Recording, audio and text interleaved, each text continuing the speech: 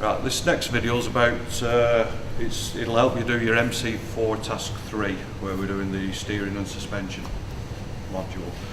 The first thing that you need to be doing is checking for any wear on the suspension units.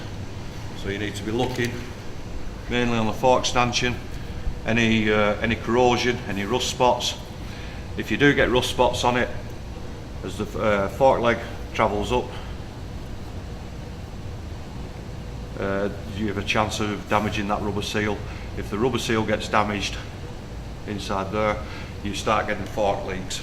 There's no cure for it. You've got to replace the fork seal, which is a complete fork removal, strip down and repair. These seem to be in good condition. There's no oil coming around from the sides, both sides. On the rear suspension unit, there's a metal chrome rod there. Check for any oil leaks around that, any corrosion. Make sure that it's not damaged, not bent. Make sure that both fixing nuts are tight. Make sure the unit's tight. You shouldn't have any play. There's rubber bushes front and top and bottom. They should be secure. They should have no play in them whatsoever. Same on both sides. For security, we need to go around, torque the nuts up, make sure they're secure. Make sure your locking nuts secure on your chain tensioner, both sides. The rear spindle that goes through there on the other side has a castellated nut which has a split pin going through it. So for security, make sure each castellated nut has a split pin going through it. Yeah, there's a pinch bolt underneath there on the lower yoke, and there's one above the top there. Yeah, they need to be tight. Also, with the rear wheel off the ground,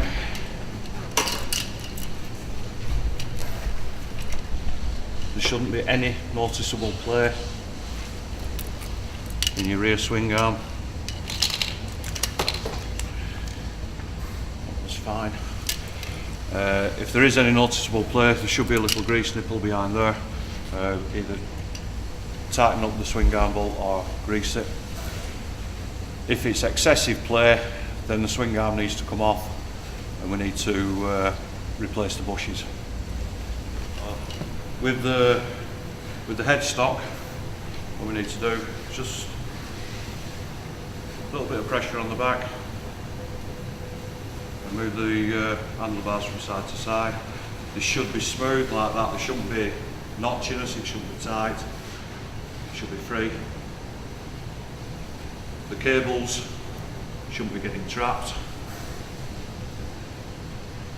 And also, every so often, there's a grease nipple around this side.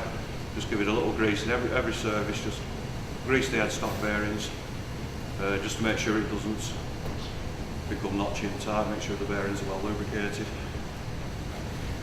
To check the dampers, what you need to do is take it off the centre stand, apply the front brake, and you should have free movement there. There shouldn't be any. It shouldn't be stiff. It should be nice, smooth. There shouldn't be any juddering.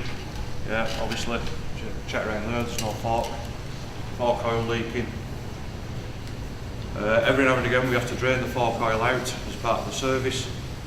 Each fork leg on this model takes 136 cc's of fork oil. So we check the front suspension. What we need to do is check the back as well. Make sure it's nice, smooth bounce. Make sure it's not going down and staying down. There's plenty of ride height in it. So put it back onto the centre stand. If you look closely, you should be able to see little notches on the top of the swinging arm there.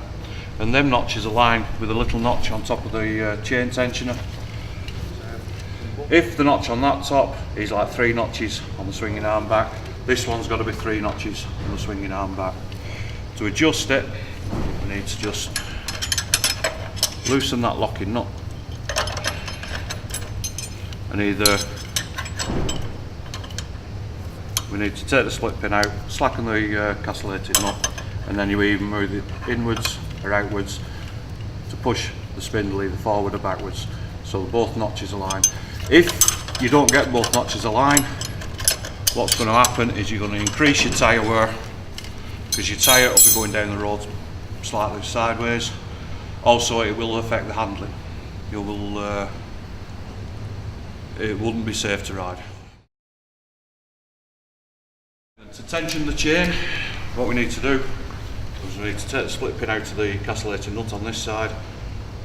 This nut's a 22mm nut and this one's a 17, so we get the spanners, loosen it off slightly, loosen the locking nut and screw this in.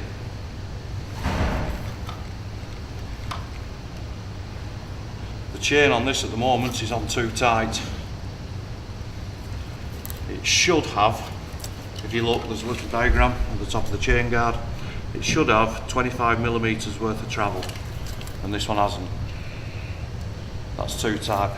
So what we'd actually do is loosen the locking nut and slacken this off slightly to move the wheel forward slightly to release the tension in that chain.